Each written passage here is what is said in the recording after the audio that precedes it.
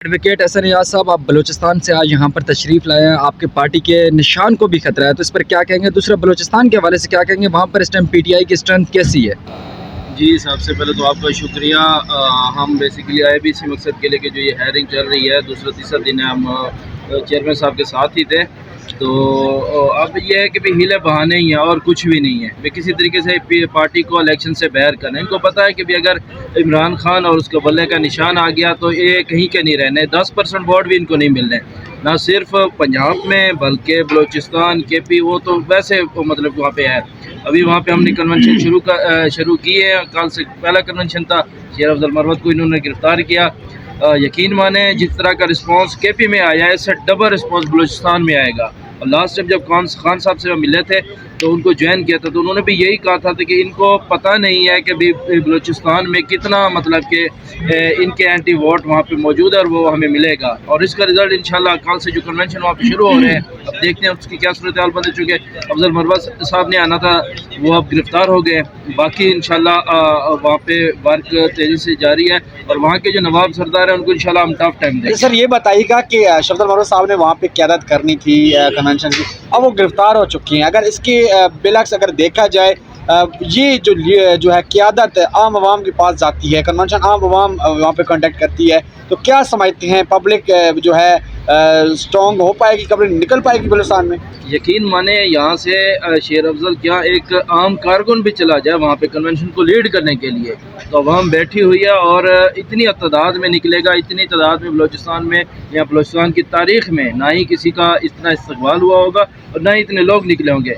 एक आम सा कारकुन वहाँ पे चला जाए सिर्फ इसको लीड करने के लिए, तो वहाँ पे तैयारी अल्हम्दुलिल्लाह हमारी फुल है। ये पहले फेज़ में 3 जलसे हैं, आगे बलोच बेल्ट में इंशाल्लाह जलसे, वहाँ पे भी हम इनको वेलकम करेंगे और पार्टी को, और भरपूर तरीके से हमारी तैयारी है। और इंशाल्लाह ऐसा जलसा जिसका पूरे पाकिस्तान को इकट्ठा करके इन्होंने नवाज शरीफ का नहीं किया, लेकिन उधर उससे बड़ा हम जलसा करके दिखाएंगे। एहसन नियाज साहब, ये बताएं कि बलूचिस्तान की सियासत में हमेशा सरदार वडेरे नवाब ही आते हैं, तो क्या पीटीआई इस दफ़ा नौजवानों को वहाँ पर टिकट देकर नौजवानों की हुकूमत बनाने की तरफ जा रही है? बिल्कुल। जब खान साहब के ऊपर मुश्किल वक्त आया 9 मई के बाद, और उसके बाद जो पार्टी के ऊपर मुश्किल वक्त आया, तो बहुत सारे जो लोग थे, अपना जो सरदार नवाब थे पीटीआई के अंदर इवन मौजूद थे, सारे भाग गए हैं। तो उसके बाद नई लीडरशिप, नौजवान, यूथ, पढ़े लिखे लोग आए हैं और नज़रियाती लोग वहाँ पे आए हुए हैं और डट के मुकाबला करने वाले लोग वहाँ पे आए हुए हैं। मैं उम्मीद करता हूँ कि भी टिकटें खान साहब चूँकि जेल में हैं, अब जो बाकी क़यादत है बलूचिस्तान से सूबाई और इधर से मरकज़ी जो क़यादत है, मेरे ख्याल से नज़रियाती लोगों को देंगे,